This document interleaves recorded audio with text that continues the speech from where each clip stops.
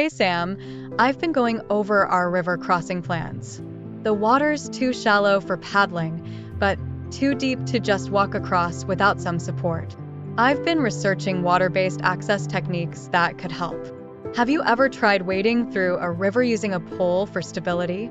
Yeah, I've used that technique a few times, especially when the current's strong. The key is to face upstream and lean on the pole, creating a tripod with your legs and the pole. You move one leg of the tripod at a time to keep balanced. It's a pretty stable way to wade, but what do you think we should do if we have a whole group with us? We need something that works for everyone. I found a technique called the three-man tripod that might be what we need.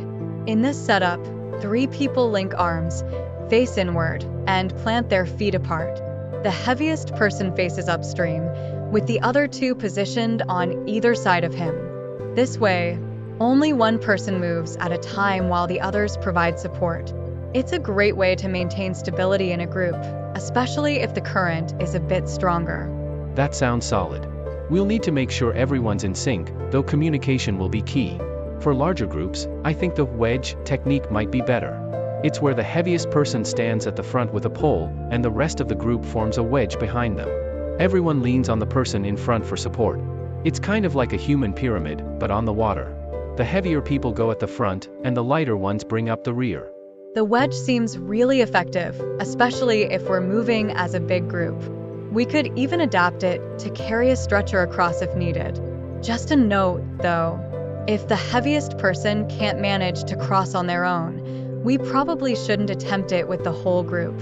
It's a good rule of thumb to avoid pushing our limits too far. Absolutely. Safety first. If we're not confident in crossing, it's not worth the risk. That's where rope-assisted techniques could come into play. Although some of the more advanced roped river crossings are risky, there are safer options, like the pendulum traverse. We could rig a handrail, and if someone loses their footing, the rope will swing them back to the shore. It's a lot safer than trying to cross unaided in tricky conditions. I'm on board with that. The pendulum traverse offers a good balance of safety and simplicity, especially in stronger currents. We should make sure the handrail is long enough to give adequate support. Another option I found is the tension diagonal. We could tension a rope diagonally across the river at a 45-degree angle downstream. People could then use it to ferry across, either by shuffling along the line or using a sling. But it only works in one direction, so we'd need a second rope if we want to come back. That could be really useful, especially if we're transporting gear. We'd have to be careful with setting it up, though. The angle is crucial. If it's too steep, people could get stuck in the middle of the river. And definitely avoid setting it up on a bend. The current flow changes around bends, and that could cause issues for anyone trying to cross. Good call. We should scout the crossing site in advance to avoid any potential problems with bends or strong currents. If we end up considering swimming across, we could use some aids like webbed gloves or small fins to increase efficiency. But I'd want to save that as a last resort, since swimming across a fast-moving river can be really dangerous. I agree. Swimming should be our backup plan, not the first option. I was also reading about river boards, small, buoyant boards that you can use with fins.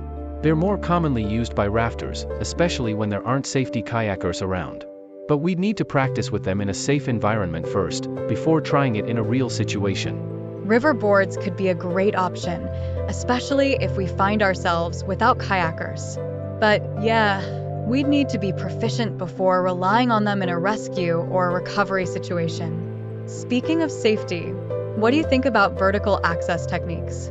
If we need to get up or down steep banks, we might need to set up a handrail line or even an improvised harness. You've got some climbing experience, right? I've done a bit of climbing, so I'm comfortable with setting up handrail lines. They're simple but effective for slippery, steep slopes. For harnesses, we could improvise a sit harness with a sling, or even a full-body harness if we're dealing with an injured person. The full-body harness is especially good because it helps keep the person upright, which is important for their safety. That's a good plan. If we need to lower or hoist someone, we can use a 2-1 pulley system. It's quick to set up and allows us to switch between lowering and hoisting without readying knots. The downside is that it only works for distances shorter than half the rope length, but it's still a versatile option. Yeah, the 2-1 system is pretty straightforward. If we need to cover longer distances, we could use the lower or pig rig method. It's a bit more complicated and requires at least 2 people to operate, 3 if we use a safety line, but it can work over greater distances. Plus, the Y-hang could come in handy if we need to hoist someone with a rescuer supporting them along the way. We'll need to practice these techniques before the trip. I was thinking we could set up a training session to go through everything, especially the single rope techniques like rappelling or ascending. They're effective, but can be risky if you're not experienced. And with these techniques, a single mistake could have serious consequences. Agreed. A training session is a must. We'll make sure everyone is familiar with the gear and techniques, and we'll practice until we're all comfortable. It's better to be over-prepared than under-prepared, especially when we're dealing with potential hazards in the wild. I'll start coordinating the practice session and make sure we have all the necessary equipment. Thanks for going over everything with me, Sam. It's good to have a solid plan in place, and I feel a lot more confident knowing we've thought through these scenarios. Anytime, Liz. I'm glad we're taking the time to prepare.